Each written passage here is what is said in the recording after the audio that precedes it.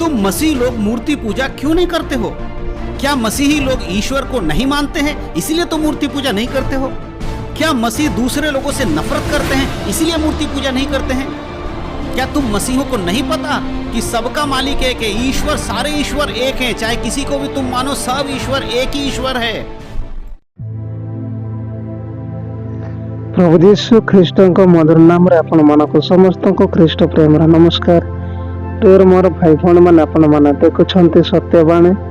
यही Satyavani YouTube channel आम आपण मानक समस्त को स्वागत करुअछु। ख्रीष्ट प्रिय मोर भाई भौणी मैंने आपण मैंने थंबनेल देखिले जे ख्रीस्टियन लोक मैंने कहीं मूर्ति पूजा करते ना, से विषय नहीं कि आम मैंने भिडियो माध्यम आलोचना करवा। नंबर 1 होची आम मैंने शास्त्र पाठ देखा प्रेरित पुस्तक तार 7 अध्याय 48 पद। स्वर्ग आमर सिंहासन, पृथ्वी आमर पादपीठ। प्रभु कहते तुम्हें मैंने आंभ निमंते कि प्रकार गृह निर्माण करिवो किबा आंबर विश्राम स्थान कहीं 50 पद। आंबर हस्त कौन ए समस्त विषय सृष्टि करना। प्रिय मोर भाई भौणी मैंने ये पठित वाक्य प्रभाव मानक समस्त को साहाय्य करते। ख्रीष्ट प्रिय मोर भाई भौणी मैंने आपण मैंने जदि यहीपरि प्रत्येक नुआ नुआ भिडियो देखा चाहते तेज आमर ये सत्यवाणी यूट्यूब चैनल को सब्सक्राइब करूँ, लाइक करूँ और सांग मान निकट को शेयर करूँ। तब आपण मानक प्रत्येक साहाय्य करूँ। ये भिडियो मध्य मान देखिलु जे प्रभु कहते स्वर्ग आमर सिंहासन, पृथ्वी आमर पादपीठ। এই পৃথিবী তাহাঙ্কর পাদপীঠ, স্বর্গ তাহাঙ্কর সিংহাসন। ସେଥିପାଇଁ ସେ ମନୁଷ୍ୟ ଦ୍ୱାରା ସୁହସ୍ତ ନିର୍ମିତ ଗୃହରେ ସୈନ୍ୟାଧିପତି ସଦାପ୍ରଭୁ ବାସ କରନ୍ତି ନାହିଁ, କାରଣ ସେ ସମଗ୍ର ପୃଥିବୀର ସୃଷ୍ଟିକର୍ତ୍ତା, ଏହି ଜଗତର ସୃଷ୍ଟିକର୍ତ୍ତା। এই ପୃଥିବୀରେ ଦେଖୁଅଛୁ ଆମମାନେ ଯେ ପୃଥିବୀରେ ଯେ ସମସ୍ତ ସୃଷ୍ଟି ହୋଇଅଛି ତାହା କେବେ ମଧ୍ୟ ପିତା ପରମେଶ୍ୱରଙ୍କ ଛଡ଼ା ଆଉ କେହି ମଧ୍ୟ ଗୋଟିଏ ଜିନିଷ ମଧ୍ୟ ସୃଷ୍ଟି କରିନାହାନ୍ତି କେହି ବି। ସେଥିପାଇଁ ସେ କହନ୍ତି ଆମ୍ଭର ହସ୍ତ କ'ଣ ଏ ସମସ୍ତ ବିଷୟ ସୃଷ୍ଟି କରିନାହିଁ। ଆମ୍ଭେ କି ପ୍ରକାର ଯେ ମନୁଷ୍ୟ ତୁମ ଦ୍ୱାରା ନିର୍ମିତ ଗୃହରେ ବାସ କରିବା। ପରମେଶ୍ୱର ଆମମାନଙ୍କ ହୃଦୟରେ ବାସ କରିବା ପାଇଁ ଚାହାନ୍ତି। ସେ କେବେ ମୂର୍ତ୍ତି ହୋଇ କେବେ ଆଉ ପୂଜା ପ୍ରଶଂସା ପାଇବା ପାଇଁ ଚାହାନ୍ତି ନାହିଁ। ସେଥିପାଇଁ ଖ୍ରୀଷ୍ଟରେ ପ୍ରିୟ ମୋର ଭାଇ ଭଉଣୀ ମାନେ ଆମମାନେ এই পদরে দেখিলু যে ঈশ্বরଙ୍କର বাক্য কহে যে স্বর্গ আমার সিংহাসন, পৃথিবী আমার পাদপীঠ। যে আমମାନେ ପରମେଶ୍ୱରଙ୍କ ନିମନ୍ତେ କି ପ୍ରକାର ଗୃହ ନିର୍ମାଣ କରିବା। ଆମମାନଙ୍କ ହୃଦୟରେ ଆମମାନେ ଈଶ୍ୱରଙ୍କର ଗୃହ ନିର୍ମାଣ କରିବା। ଖ୍ରୀଷ୍ଟରେ ପ୍ରିୟ ମୋର ଭାଇ ଭଉଣୀ ମାନେ ସେ ସମସ୍ତ ବିଷୟ ସୃଷ୍ଟି କରିଛନ୍ତି, ତାହାଙ୍କ ଦ୍ୱାରା ସମସ୍ତ ବିଷୟ ସୃଷ୍ଟି ହୋଇଅଛି। ତାହାଙ୍କ ଛଡ଼ା ଏଇ ଜଗତରେ ବା ଏଇ ପୃଥିବୀରେ କୌଣସି ବିଷୟ ମଧ୍ୟ ସୃଷ୍ଟି ହୋଇନାହିଁ ଯାହା ପ୍ରଭୁ ଯୀଶୁ ଖ୍ରୀଷ୍ଟଙ୍କ ଦ୍ୱାରା ସୃଷ୍ଟି ହୋଇନଥାଏ। ସମସ୍ତ ବିଷୟ ହିଁ ତାହାଙ୍କ ଦ୍ୱାରା ସୃଷ୍ଟି କରାଯାଇଅଛି। ସେ ହିଁ ଜଗତର ସୃଷ୍ଟିକର୍ତ୍ତା, ପୃଥିବୀର ସୃଷ୍ଟିକର୍ତ୍ତା, ମନୁଷ୍ୟର ସୃଷ୍ଟିକର୍ତ୍ତା ପରମେଶ୍ୱର। ସେଥିପାଇଁ ପବିତ୍ର ଶାସ୍ତ୍ର ବାଇବଲରେ ଲେଖା ଅଛି, ଆମମାନେ ଦେଖିବା ଯେ ଯିଶାୟ ତାର 41:7 ପଦରେ ଏପରି ଲେଖା ଅଛି, ଏହି ରୂପେ ସୂତ୍ରଧର ସ୍ୱର୍ଣ୍ଣକାରକୁ ସାହସ ଦେଲା ଓ ହାତୁଡ଼ିରେ ସମାନ କରିବା ଲୋକ ଜଡ଼ କର୍ମ ଉତ୍ତମ ହୋଇଅଛି ବୋଲି କହି ଆଉ ନ୍ୟାୟରେ ପିଟିବା ଲୋକକୁ ଆଶ୍ୱାସନା ଦେଇ ପୁଣି ପ୍ରତିମାଟି ଯେପରି ଟଳ ଟଳ ନ ହୁଏ ଏଥିପାଇଁ ସେ କଣ୍ଟାରେ ତାହା ଦୃଢ଼ କଲା। ଖ୍ରୀଷ୍ଟରେ ମୋର ପ୍ରିୟ ଭାଇ ଭଉଣୀମାନେ ଆମେ ଦେଖୁଛୁ ଏଠାରେ ମୂର୍ତ୍ତି ପୂଜା ନିର୍ମାଣ ବିଷୟରେ। ଯେଉଁମାନେ ମୂର୍ତ୍ତିକୁ ନିର୍ମାଣ କରିଛନ୍ତି ସେମାନେ କେବଳ ନିଜର ଫାଇଦା ନିମନ୍ତେ ନିର୍ମାଣ କରିଛନ୍ତି। ସେମାନେ ଅନେକ ପ୍ରକାର ଚିକ୍କଣ ଚେକଚେକଣ ଦେଇ ଆଉ ଅନେକ ପ୍ରକାର ଆଉ ରଙ୍ଗର ଦେଇ ସୁନାର ସୁବର୍ଣ୍ଣ ଦ୍ୱାରା ସେମାନେ ସେ ମୂର୍ତ୍ତିକୁ ନିର୍ମାଣ କରନ୍ତି ଏବଂ ସେ ମୂର୍ତ୍ତିକୁ ସେମାନେ ପ୍ରତିମାଟିକୁ ଈଶ୍ୱର ବୋଲି ସେମାନେ ନିଜେ ତିଆରି କରିକି ନିଜେ ସେମାନେ ପୂଜା କରିଥାନ୍ତି। ଏହା ପବିତ୍ର ଶାସ୍ତ୍ର ବାଇବଲ ଆମମାନଙ୍କୁ କହେ। ଖ୍ରୀଷ୍ଟରେ ମୋର ପ୍ରିୟ ଭାଇ ଭଉଣୀ ମାନେ ଯେ ପିତା ପରମେଶ୍ୱର ଆମମାନଙ୍କୁ କହନ୍ତି ଯେ ତୁମ୍ଭେ ମାନେ ମୂର୍ତ୍ତି ପୂଜା କର ନାହିଁ, କାରଣ ମୂର୍ତ୍ତି କେବଳ କେବେ ଈଶ୍ୱର ହୋଇନଥାଏ, କେବଳ ସେ କାହାକୁ ମଧ୍ୟ ରକ୍ଷା କରିପାରେ ନାହିଁ। ସେଥିପାଇଁ ଆମମାନେ ଆଉ ଗୋଟିଏ ପୁସ୍ତକ ଦେଖିବା ଯେ ଯାତ୍ରା ପୁସ୍ତକ ତାର 20 ଅଧ୍ୟାୟର ଆମମାନେ 3 ଏବଂ 5 ପଦ ପାଠ କରିବା। ଏଠାରେ ଏପରି ଲେଖା ଅଛି, ଆମ୍ଭ ସାକ୍ଷାତରେ ତୁମର ଆଉ କୌଣସି ଦେବତା ହେବ ନାହିଁ। ତୁମ୍ଭେ ଆପଣ ନିମନ୍ତେ କୌଣସି ଖଦିତ ପ୍ରତିମା ନିର୍ମାଣ କରିବ ନାହିଁ, କି ଉପରିସ୍ଥ ସ୍ୱର୍ଗରେ, କି ନିଚସ୍ଥ ପୃଥିବୀରେ, କି ପୃଥିବୀରେ ନିଚସ୍ଥ ଜଳରେ ଥିବା କୌଣସି ବସ୍ତୁର ପ୍ରତିମୂର୍ତ୍ତି ନିର୍ମାଣ କରିବ ନାହିଁ। ଖ୍ରୀଷ୍ଟରେ ମୋର ପ୍ରିୟ ଭାଇ ଭଉଣୀ ମାନେ, ପବିତ୍ର ଶାସ୍ତ୍ର ଖ୍ରୀଷ୍ଟିଆନ ଲୋକମାନଙ୍କୁ ଏହା କହେ ଯେ ସୈନ୍ୟାଧିପତି ସଦାପ୍ରଭୁ କହନ୍ତି, ଆମ୍ଭେ ହିଁ ପରମେଶ୍ୱର, ଆମ୍ଭ ଛଡ଼ା ଆଉ ଦ୍ୱିତୀୟ କେହି ନାହିଁ। ଆମ୍ଭେ ହିଁ ପ୍ରାଣକର୍ତ୍ତା, ଆମ୍ଭେ ତୁମ୍ଭର ପରମେଶ୍ୱର, ଆମ୍ଭେ ତୁମ୍ଭର ଉଦ୍ଧାରକର୍ତ୍ତା, ଆମ୍ଭେ ତୁମ୍ଭର ସୃଷ୍ଟିକର୍ତ୍ତା। ଏହା ପିତା ପରମେଶ୍ୱର ଆମମାନଙ୍କୁ କହନ୍ତି। ସେଥିପାଇଁ ଏଠାରେ ଲେଖା ଅଛି ଯେ ଆମ୍ଭ ସାକ୍ଷାତରେ ତୁମ୍ଭର ଆଉ କୌଣସି ଦେବତା ହେବ ନାହିଁ। ତାହାଙ୍କ ସାକ୍ଷାତରେ ପିତା ପରମେଶ୍ୱର କହନ୍ତି, ଆମ୍ଭ ଦୃଷ୍ଟିରେ ଆମ ସମ୍ମୁଖରେ ତୁମମାନେ ଆଉ କୌଣସି ପ୍ରକାର ଈଶ୍ୱର ଗଣକୁ ନିର୍ମାଣ କରିବ ନାହିଁ। କେବଳ ଆମ୍ଭେ ହିଁ ତୁମର ଈଶ୍ୱର, ଆମ୍ଭେ ହିଁ ତୁମର ପରମେଶ୍ୱର, ଆମ୍ଭେ ହିଁ ତୁମର ସୃଷ୍ଟିକର୍ତ୍ତା ଅଟୁ ବୋଲି ପରମେଶ୍ୱର କହନ୍ତି। ଏବଂ 5 ପଦର ମନେ ଦେଖୁଅଛୁ, ତୁମ୍ଭେ ସେମାନଙ୍କୁ ପ୍ରଣାମ କରିବ ନାହିଁ କି ସେମାନଙ୍କର ସେବା କରିବ ନାହିଁ, ଯେହେତୁ ଆମ୍ଭେ ତୁମର ସଦାପ୍ରଭୁ ପରମେଶ୍ୱର, ସୁଗୌରବ ରକ୍ଷଣ ଅଭିଯୋଗୀ ପରମେଶ୍ୱର ଅଟୁ। ପୁଣି ଯେଉଁମାନେ ଆମ୍ଭକୁ ଘୃଣା କରନ୍ତି, ଆମ୍ଭେ ସେମାନଙ୍କ ତୃତୀୟ ଓ ଚତୁର୍ଥ ପୁରୁଷ ପର୍ଯ୍ୟନ୍ତ ସନ୍ତାନମାନଙ୍କ ଉପରେ ପୈତୃକ ଅପରାଧର ପ୍ରତିଫଳ ଦାତା। ଖ୍ରୀଷ୍ଟରେ ମୋର ପ୍ରିୟ ଭାଇ ଭଉଣୀ ମାନେ, ସେ କହନ୍ତି ଯେ ତୁମ୍ଭେ ସେମାନଙ୍କର ପ୍ରଣାମ କରିବ ନାହିଁ। କେମାନଙ୍କୁ ପ୍ରଣାମ କରିବ ନାହିଁ ନା ତୁମ୍ଭେ ମୂର୍ତ୍ତିକୁ ଈଶ୍ୱର ବୋଲି ମାନ୍ୟ କରିବ ନାହିଁ। ଏହା ପବିତ୍ର ଶାସ୍ତ୍ର ବାଇବଲ ଖ୍ରୀଷ୍ଟିଆନ ମାନଙ୍କୁ ମନା କରେ।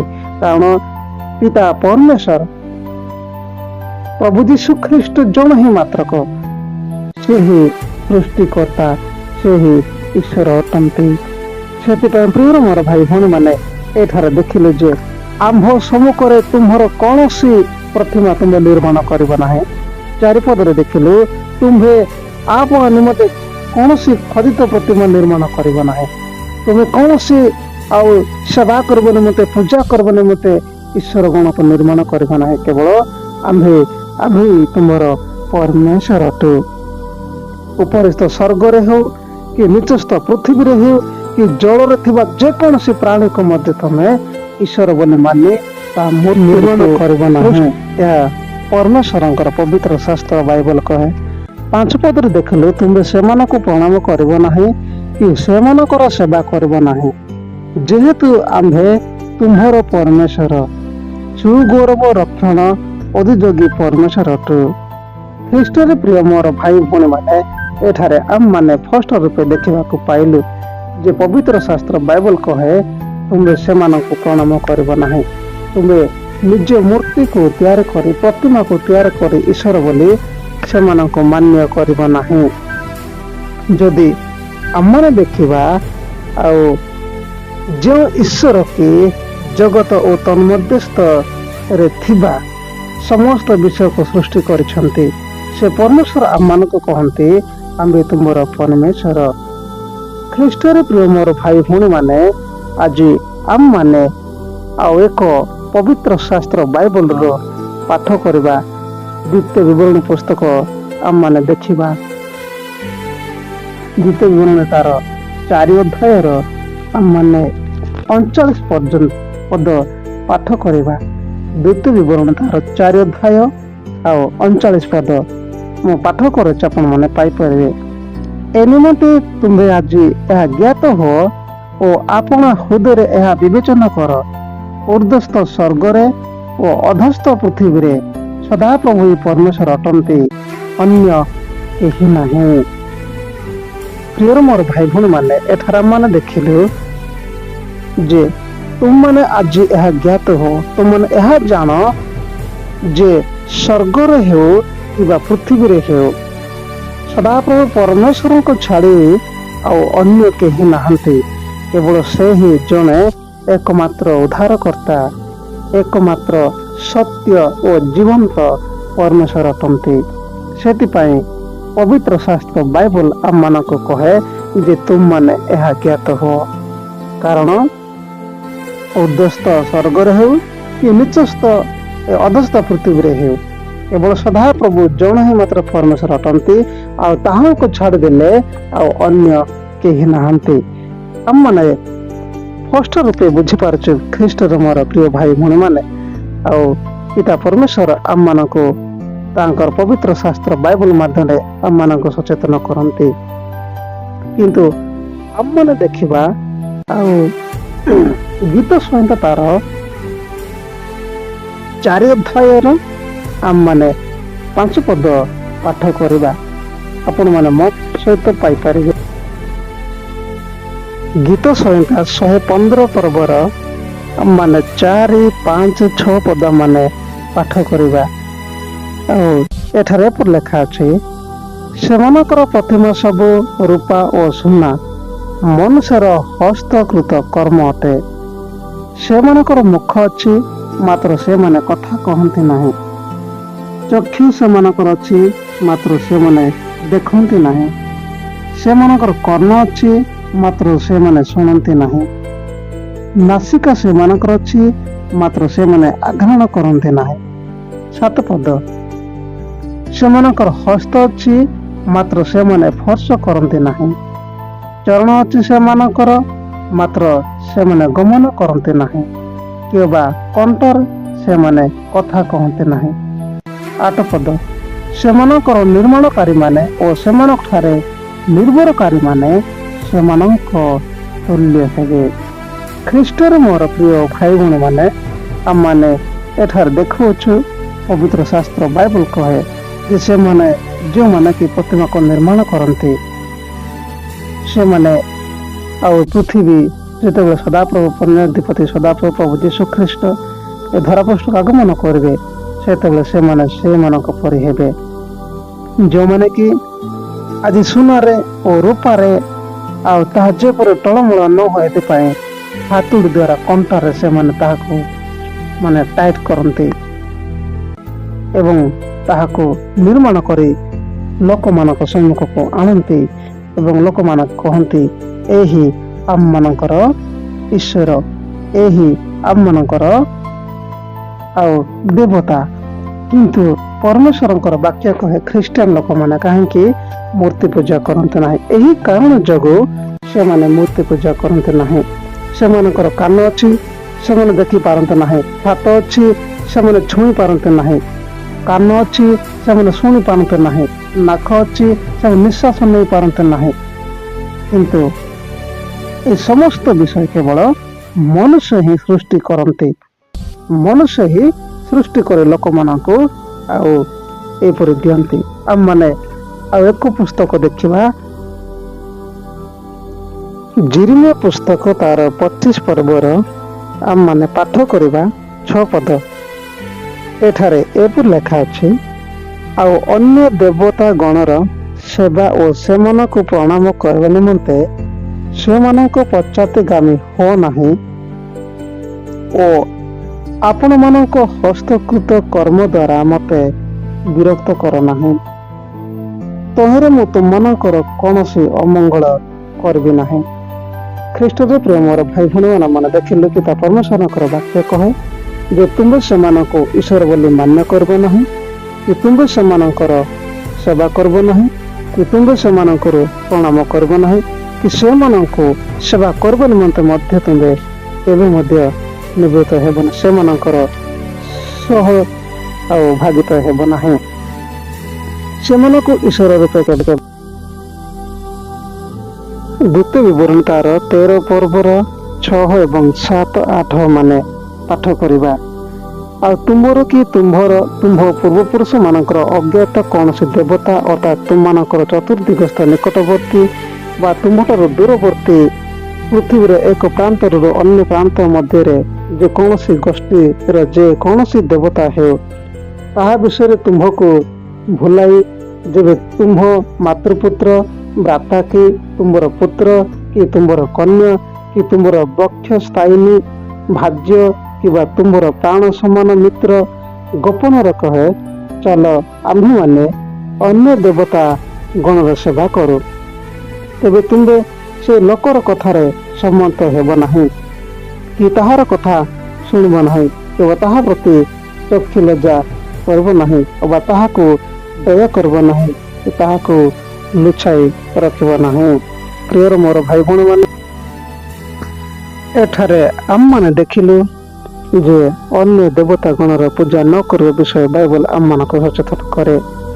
ତ ଆଉ ଏକ ପୁସ୍ତକ ମାନେ ପାଠ କରିବା, ଯେଉଁ ପୁସ୍ତକ ମାନେ ପ୍ରଥମେ ପଢିଥିଲୁ ପ୍ରଭୃତି ପୁସ୍ତକ 7 ଅଧ୍ୟାୟ 48 ପଦ ପଢିଥିଲୁ। ଆଉ ଏକ ପୁସ୍ତକ ପଢିବା ପ୍ରଥମ ରାଜବଳି ତାର 7 ଅଧ୍ୟାୟର ଆମମାନେ 27 ପଦ ପାଠ କରିବା। 8ର ଆମମାନେ 27, ପ୍ରଥମ ରାଜବଳି 8 ଅଧ୍ୟାୟ 27 ପଦ। ଏଠାରେ ଲେଖା ଅଛି, ମାତ୍ର ପରମେଶ୍ୱର କଣ ପୃଥିବୀରେ ନିତାନ୍ତ ବାସ କରିବେ? ଦେଖ, ସ୍ୱର୍ଗ ଓ ସ୍ୱର୍ଗର ଉପରିସ୍ଥ ସ୍ୱର୍ଗ ତୁମକୁ ଧାରଣ କରିନପାରେ, ତେବେ ମୋ ନିର୍ମିତ ଏହି ଗୃହ କଣ ପାରିବ? ଖ୍ରୀଷ୍ଟରେ ମୋର ପ୍ରିୟ ଭାଇ ଭଉଣୀ ମାନେ, ସେ ସ୍ୱର୍ଗ ଓ ସ୍ୱର୍ଗର ପରମେଶ୍ୱର ହେଉଥିବାରୁ ସେ ମନୁଷ୍ୟ ପଶୁ ଦ୍ୱାରା ନିର୍ମିତ ଗୃହରେ ବାସ କରନ୍ତି ନାହିଁ କିମ୍ବା ସେ କୌଣସି ଖୋଦିତ ପ୍ରତିମା ସ୍ୱରୂପ ହୋଇ ସେ କେବେ ପୂଜା ପାଆନ୍ତି ନାହିଁ। ସେ ଆମମାନଙ୍କର ତ୍ରାଣକର୍ତ୍ତା, ଉଦ୍ଧାରକର୍ତ୍ତା। ଆମମାନେ ଯେପରି ଜୀବିତ ସେ ମଧ୍ୟ ସେପରି ଜୀବିତ ଅଟନ୍ତି। ଆମମାନେ ଯେପରି ନିଶ୍ୱାସ ପ୍ରଶ୍ୱାସ ନେଇଅଛୁ ସେ ମଧ୍ୟ ସେପରି ନିଶ୍ୱାସ ପ୍ରଶ୍ୱାସ ନେଇଅଛନ୍ତି। ଖ୍ରୀଷ୍ଟରେ ମୋର ପ୍ରିୟ ଭାଇ ଭଉଣୀ ମାନେ, ଆଜି ପାଇଁ ଏତିକି। ପୁଣି ନେକ୍ସଟ ଭିଡ଼ିଓରେ ଦେଖାଇବା। ସେ ସମୟ ପର୍ଯ୍ୟନ୍ତ ସମସ୍ତଙ୍କୁ ନମସ୍କାର। এই ଭିଡ଼ିଓ ମାଧ୍ୟମରେ ପ୍ରଭୁ ଆପଣମାନଙ୍କୁ ସମସ୍ତଙ୍କୁ ଆଶୀର୍ବାଦ କରନ୍ତୁ। ପୁଣି ଆମେ এই ଭିଡ଼ିଓର ପାର୍ଟ 2 ଆଗକୁ ଆଣିବୁ। ସେଥିପାଇଁ এই ଚ୍ୟାନେଲଟିକୁ ଏବେ ହିଁ ଲାଇକ୍, ସେୟାର ଏବଂ ସବସ୍କ୍ରାଇବ କରିବା ପାଇଁ ଜମାରେ ବି ଭୁଲନ୍ତୁ ନାହିଁ। ଏହିପରି ନୂଆ ନୂଆ ଅପଡେଟ୍ ପାଇବା ପାଇଁ ପ୍ରତ୍ୟେକ ଦିନ ଆମର ଏହି ସତ୍ୟବାଣୀ ୟୁଟ୍ୟୁବ ଚ୍ୟାନେଲ ସହିତ ଆପଣମାନେ ଯୋଡ଼ି ହୋଇ ରୁହନ୍ତୁ। ଆଉ ଆପଣ ପ୍ରତ୍ୟେକଙ୍କୁ ସାହାଯ୍ୟ ଏବଂ ଅନୁଗ୍ରହ କରନ୍ତୁ। ଧନ୍ୟବାଦ।